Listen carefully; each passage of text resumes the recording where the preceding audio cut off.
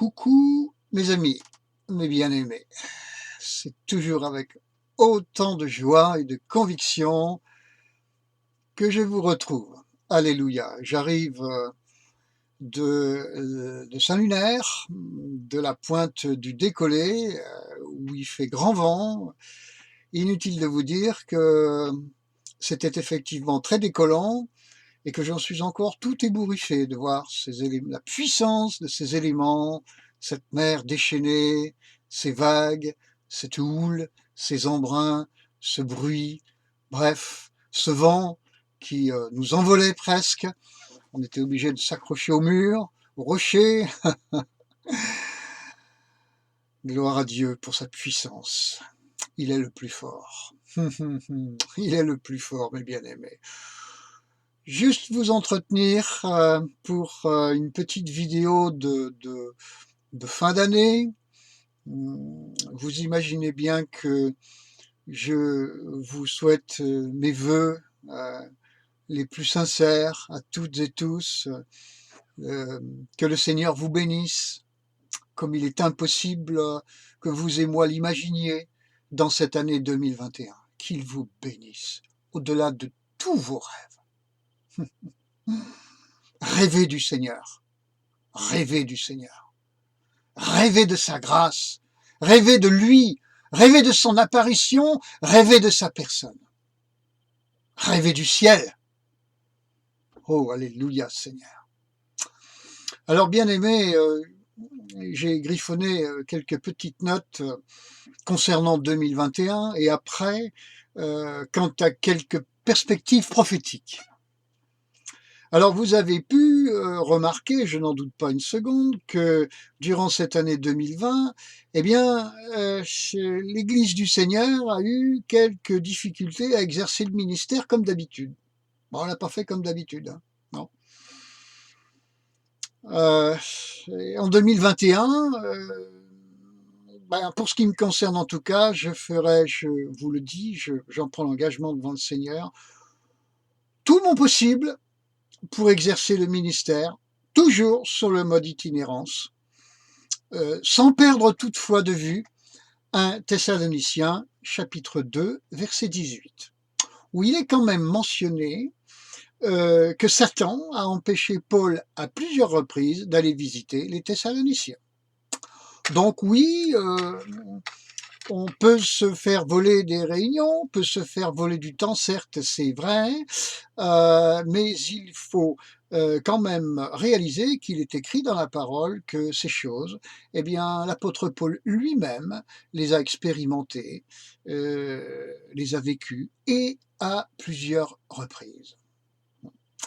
Alors, je ne vous ferai pas grâce du verset 17. Je vous ai parlé d'1 Thessaloniciens chapitre 2 verset 18, mais dans le verset 17, il est dit ce que nous avons expérimenté, mes bien-aimés, à savoir séparés de vous pour un temps, par la vue, mais non par le cœur. Amen.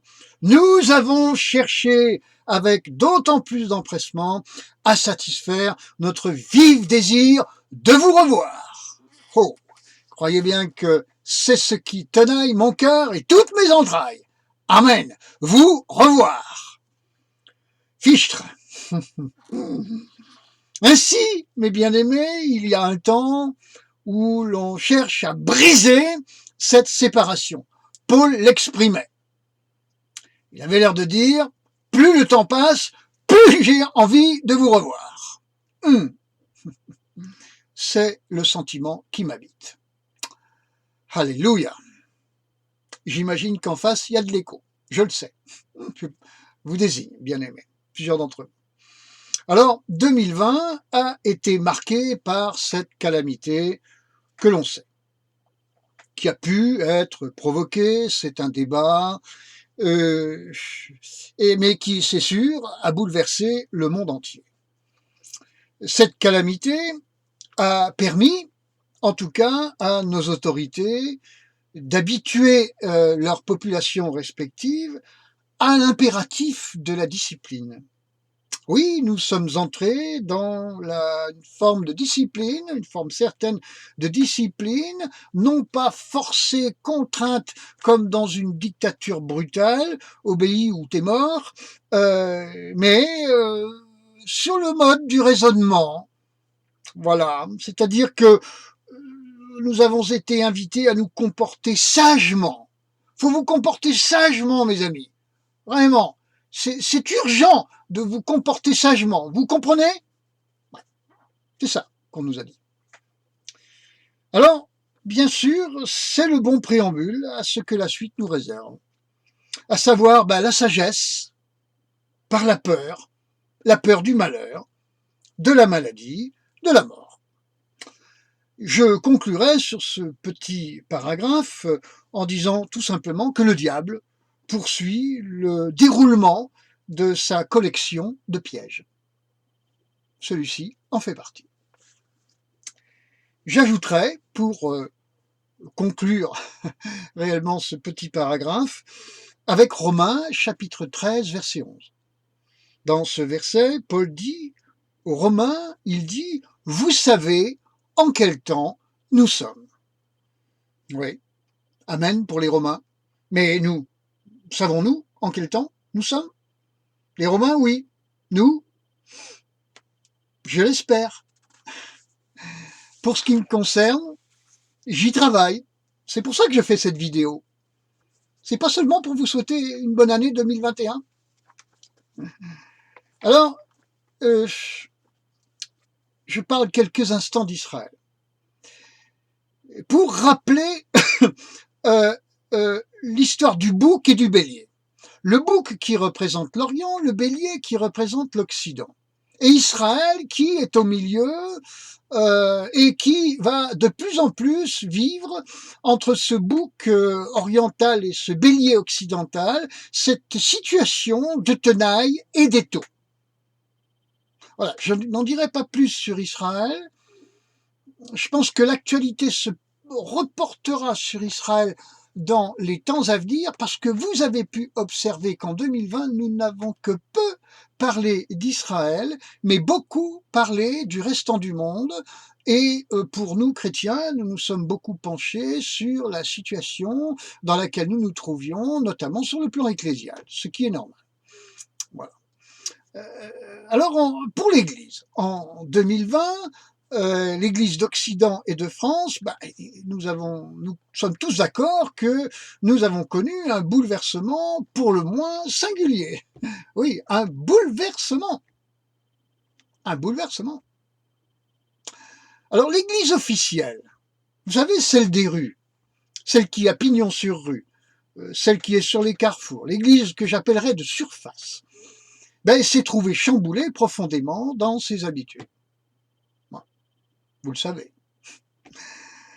En 2021 et après, ces églises vont de plus en plus être sous surveillance. Elles le sont déjà.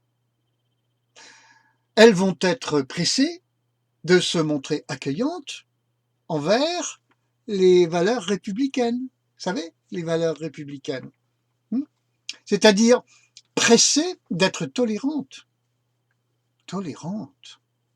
Vous pouvez deviner ce que ça peut vouloir dire. Nos églises pressées d'être tolérantes.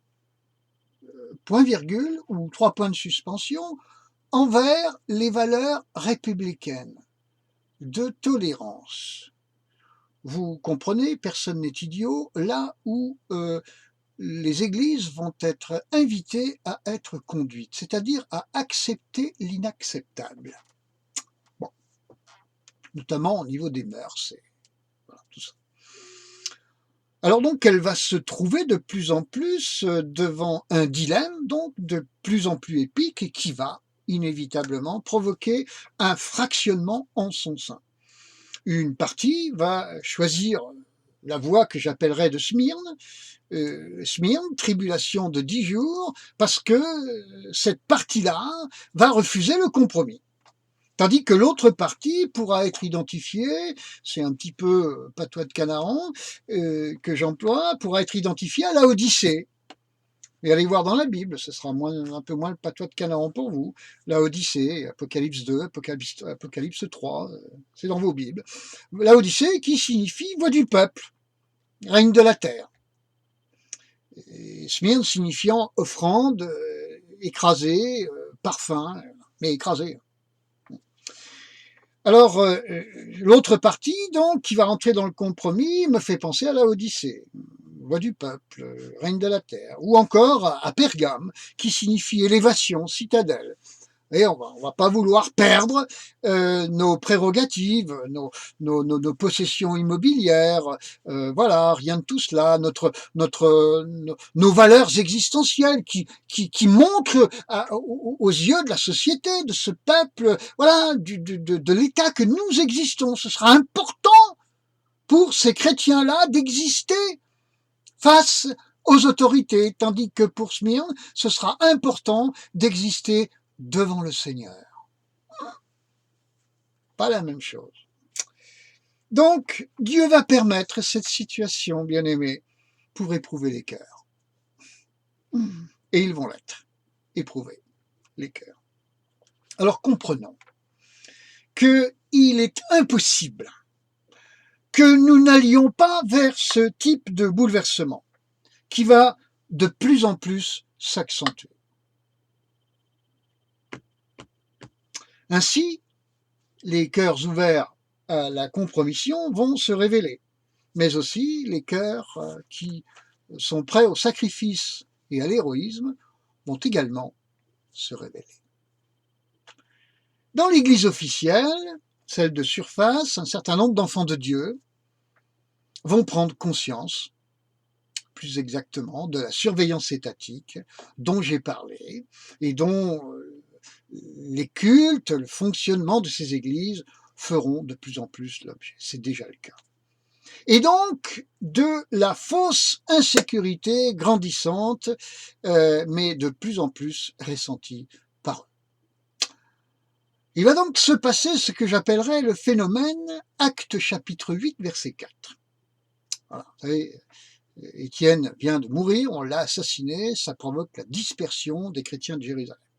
Donc ce danger ressenti va provoquer une dispersion qui va amplifier, comme on le voit dans Actes chapitre 8, verset 4, l'activité d'évangélisation grâce à un corps de Christ totalement dispersé et donc de plus en plus insaisissable, pour ne pas dire invisible. En tout cas, insaisissable. Amen. Alors, ceci me conduit tout droit maintenant à vous parler d'une autre église,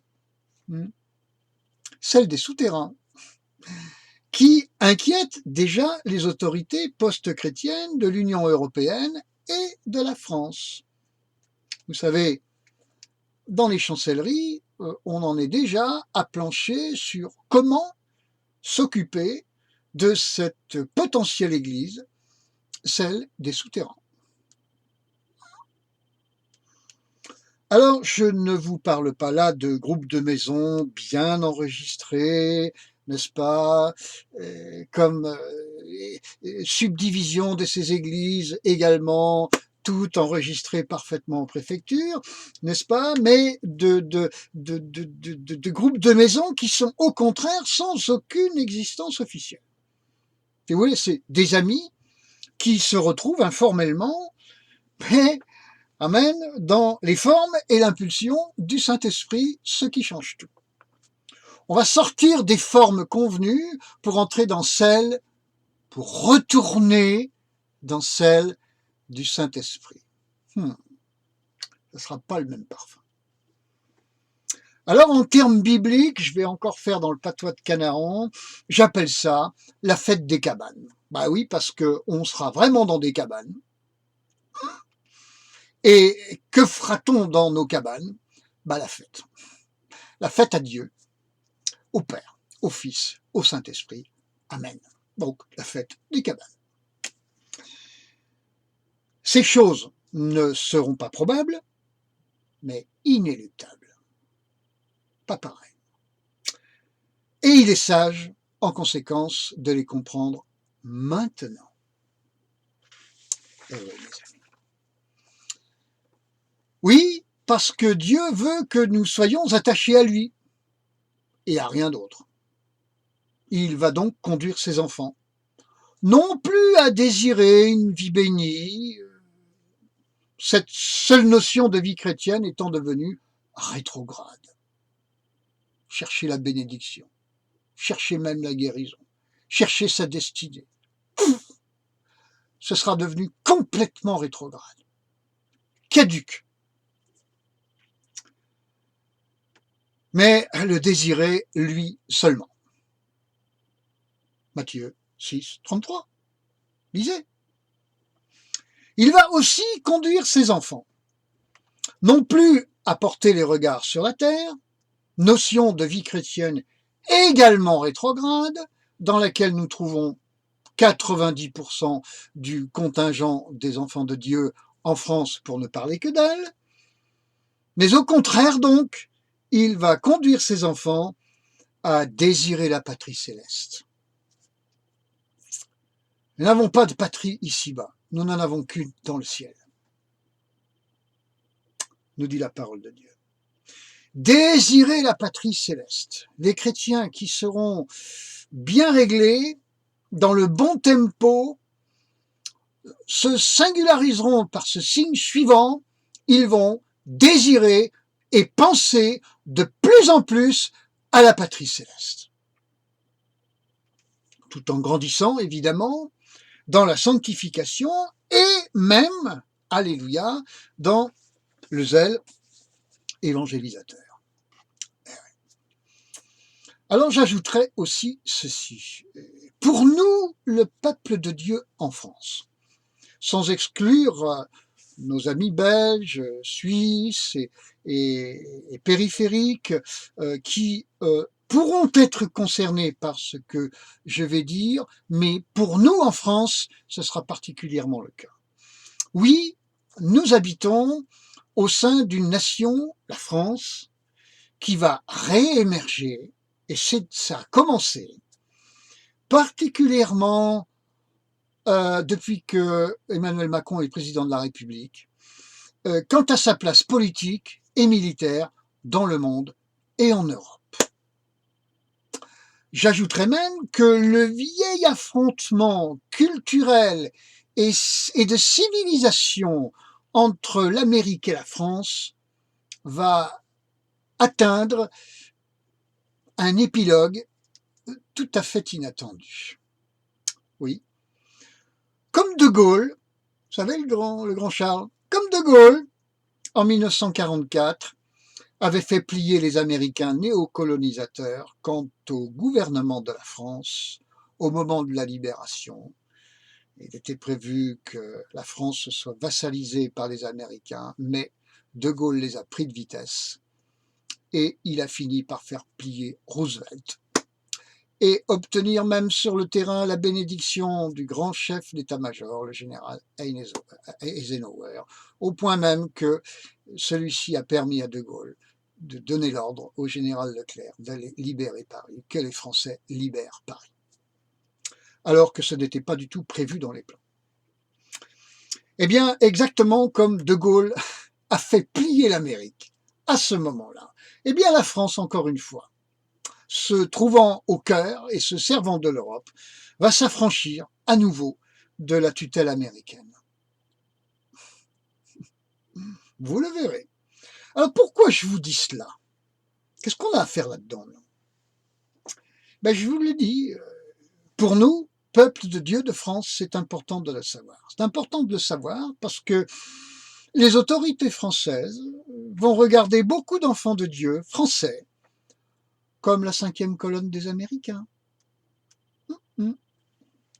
Alors en effet, quelque part, nos frères et sœurs d'Amérique et du monde anglo-saxon, Angleterre, Royaume-Uni et tout ce qui tourne autour, nous soutiendrons de toutes les façons possibles au cœur de cette nuit qui s'annonce pour les chrétiens de France. Et je n'irai pas plus loin dans les détails concernant toutes ces façons possibles. C'est pas de mise pour aujourd'hui. Je vais juste vous dire que la communion fraternelle en Christ international sera combattu et apparemment vaincu, mais en réalité indestructible. Indestructible. De l'autre côté de la Manche et de l'autre côté de l'océan, dans les milieux prophétiques, on prépare ce que j'appellerais des SAS. Allez sur Internet, regardez ce que c'était sur un plan militaire et tactique des SAS, notamment au Royaume-Uni. Et transposez ces choses sur le plan spirituel, vous comprendrez un petit peu, ou vous commencerez à comprendre de quoi, entre autres, je veux parler. Et croyez-moi, je ne suis pas si bête que ça, il peut m'arriver de savoir un peu de quoi je parle. Sans vouloir quand même me prendre pour plus que je ne suis. Mais je ne suis à l'inverse pas moins non plus que ce que je suis par la grâce de Dieu. L'apôtre Paul dit, par la grâce de Dieu, je suis ce que je suis. Alors je reviens à mes petits oignons. L'Europe vient, elle monte. Et pour nous, c'est une ombre inquiétante. Mais quand le péché abonde, vous connaissez la suite, la grâce surabonde. Amen. Donc personnellement, tout ceci ne me fait pas peur. Et la nuit n'a pas empêché Nicodème de trouver Jésus. Amen. Ouais, la nuit n'a pas empêché Nicodème de trouver Jésus. Non, non. Cette nuit, qui est déjà venue en 2020, ben elle va s'accentuer en 2021 et après. Mais au cours de cette nuit, beaucoup d'enfants de Dieu vont changer de dimension. Beaucoup. Ils vont prendre leur envol vers la gloire. Arrêtez de se traîner comme des limaçons, là, ramper sur le sol. Seigneur, bénis-moi. Ma destinée, Seigneur.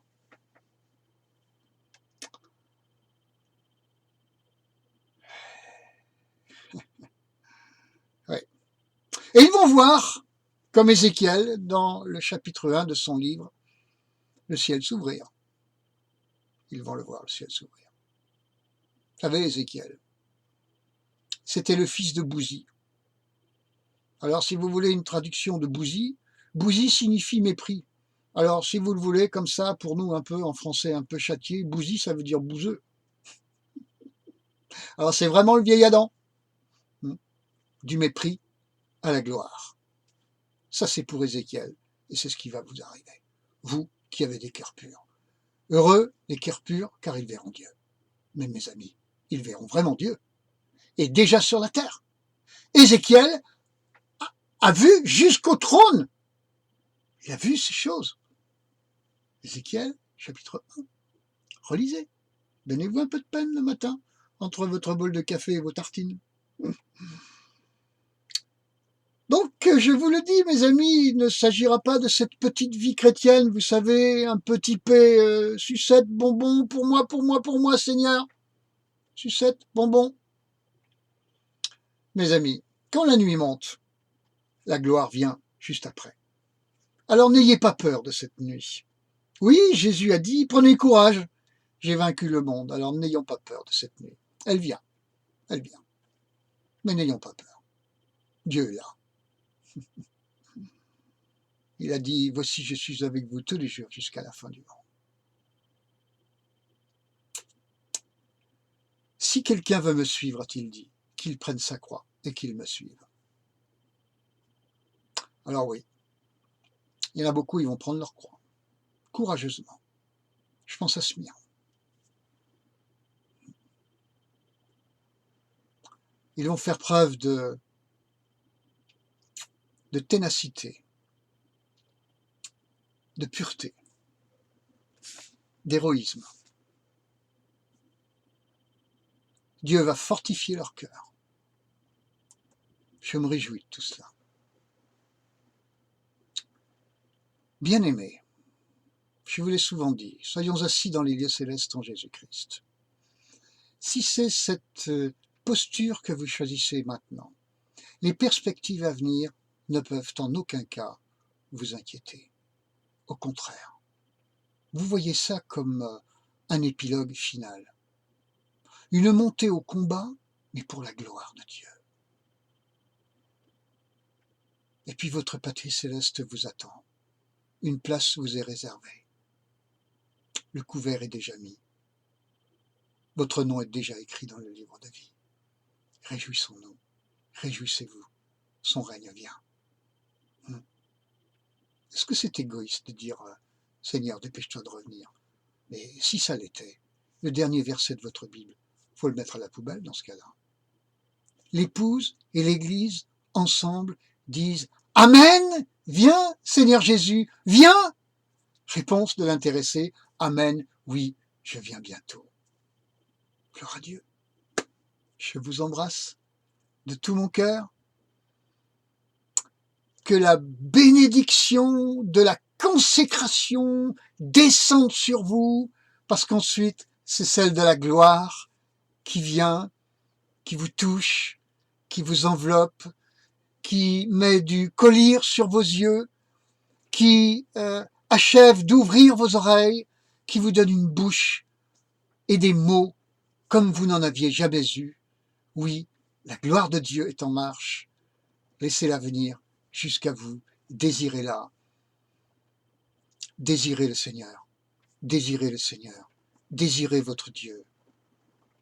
Le premier commandement, tu aimeras le Seigneur, l'Éternel ton Dieu, de tout ton cœur, de toute ton âme et de toute ta pensée. Bien-aimé, vous êtes à la place qu'il faut. Si, chaque jour un peu plus, vous aspirez, vous désirez, vous soupirez après le Seigneur. Alléluia. C'est quoi la véritable Église? C'est le rassemblement des hommes qui soupirent après le Seigneur, soupirent après lui. Ils ont tellement hâte de le voir. Je vous embrasse, mes amis bien-aimés, de tout mon cœur, de tout mon cœur. Soyez bénis. À bientôt. C'était pour 2021. Après, il y aura la vidéo 24. Je vous embrasse. Au revoir.